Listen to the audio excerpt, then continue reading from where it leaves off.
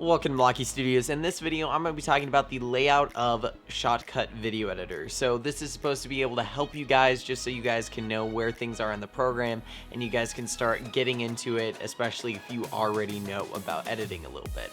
So let's actually get into that. So the first thing is when you open up the program, it should look something like this. I'm actually going to be highlighting exactly where everything is. Basically, the first thing is you're going to have right in the center of the screen, you're going to see this area. And basically, this area is going to be your new project setup and things like that.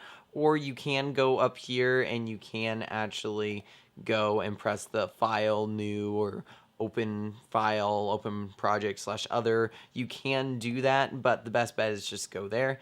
And basically what you can do after that, you have your new project options and your recent project options.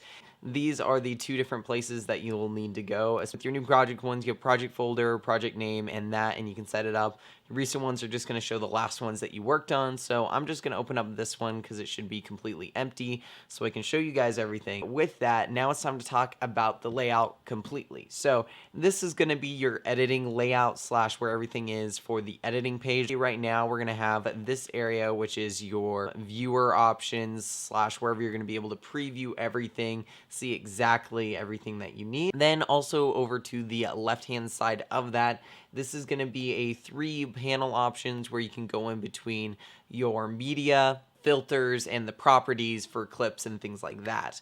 So if you need to do that, it should be right there for you guys. Right on the right-hand side, next to the viewer, you do have your audio levels. But right next to that, you basically have your history list and your export options and jobs, for instance. Then underneath that, we do have your timeline, which for some reason, it saved it on the keyframes. But here's your timeline. And basically, this is where you're going to be able to do all the editing, which I think you guys should know, but you do also have an option to be able to work with keyframes just by switching it over to that right there. So that is the actual basic layout of the program. Mostly at the top, you're gonna notice that you will have your basic options right here, like file management, settings, and things like that. Then after that, you do have this bar, which is kind of your quick access, do everything quickly bar, basically, where you do have a open file, which will open up a file explorer window so you can import things.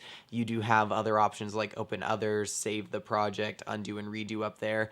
Right next to that, this I like to call the quick pop-up option or takeaway option. So for instance, if we did not want our audio level, you can click that and it will just disable it completely, or if you want it back, you can click it and it'll come right back. You can also click on these, for instance, so if you want to go to properties, you can click on this instead of having to come over to the right-hand side and click on the properties right there. So that's the default layout for editing. So after that, the last place / the last area to kind of look at is your workspaces area, which these are all your default built-in ones. From what I can tell, you can't add your own custom ones, but maybe you can. I just couldn't find it yet, at least as of recording it. But you do have here, and you can switch in between these. So you have your logging option, which is just going to have your playlist, which is basically your media source. You're going to have your viewer, and you're also going to have recent / undo stuff and your properties of the clip. Right next to that, you do have your editing option. You also have your effects option. So this is if you're doing a lot more of animations and things like that, more advanced things. You can have the timeline here. You do have your playlist, so you can have all your media there, filters for it, and then your keyframe options here, and that is right there for you.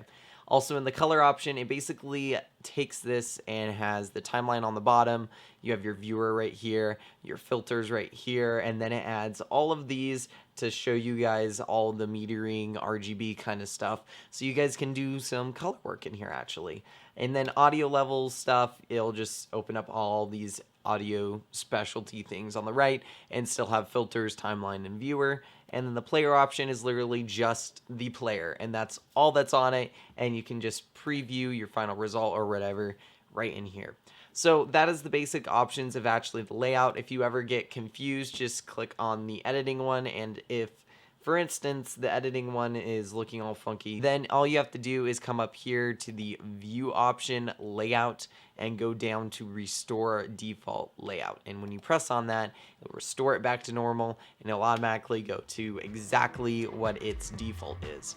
With that said, guys, I hope you guys enjoyed this video, and we do have a video over here that YouTube recommends for you and a playlist with all of my ShotCut video editing tutorials. And with that said, guys, remember, keep on editing.